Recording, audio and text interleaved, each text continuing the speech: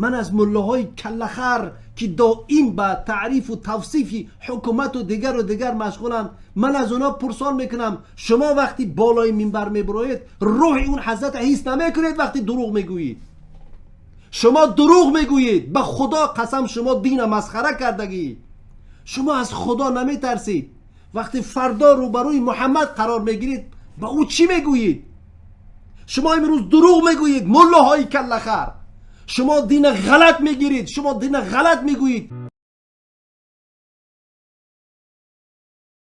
خب اسلام بقیه می نویسه که در افراتون سوالای اسلامی میتین، مردم به سیاست هم داخل می شود، شما قبول ندارید، اسلام جدا نکنید در سیاستتون. نه، اسلام اصلش سیاسی است، اسلام سیاسی است عزیزا، اسلام از سیاست خالی نیست.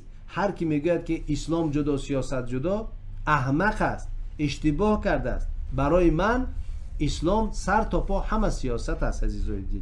قرآن سیاست است، قرآن قانون زندگی ماست عزیزا.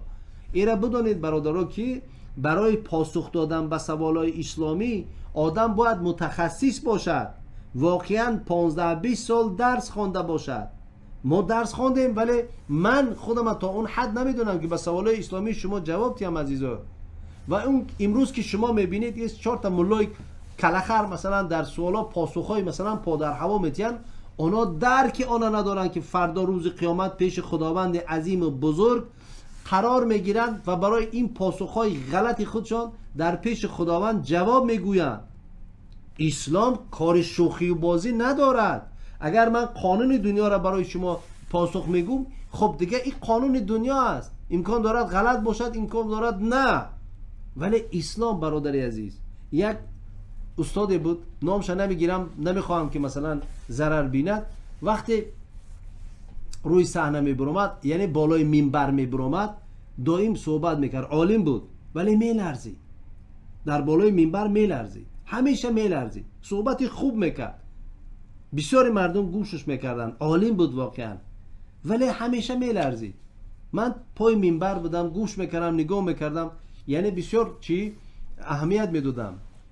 بعدی که یک از روزها پرسیدم، گفتم که خب داملا برای چی شما وقتی صحبت میکنید میلرزید؟ یعنی دستان میلرزد، من میبینم شما بدن شما میلرزد. میدونید چی گفت؟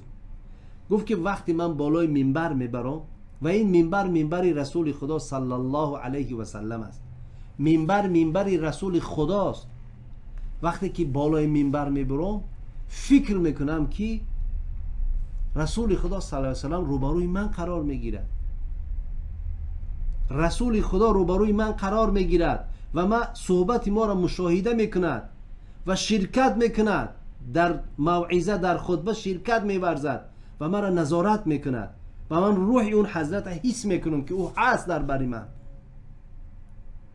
من از ملاهای کلخر که دائم با تعریف و توصیف حکومت و دیگر مشغولم، من از اونا پرسان میکنم شما وقتی بالای منبر میبروید روح اون حضرت حس نمیکنید؟ وقتی دروغ میگویید، شما دروغ میگویید، به خدا قسم شما دین مسخره کردگی. شما از خدا نمیترسید؟ وقتی فردا روبروی محمد قرار میگیرید به او چی میگویید؟ شما امروز دروغ میگویید ملاهای کلخر، شما دین غلط میگیرید، شما دین غلط میگویید، حقیقت را کتمان میکنید. شما نمیترسید؟ شما شرم نمیدارید فردا وقتی با صاحب این دین، با حضرت محمد صلی الله علیه وسلم روبرو میشید؟ شما نمیترسید؟ واقعا نمیترسید؟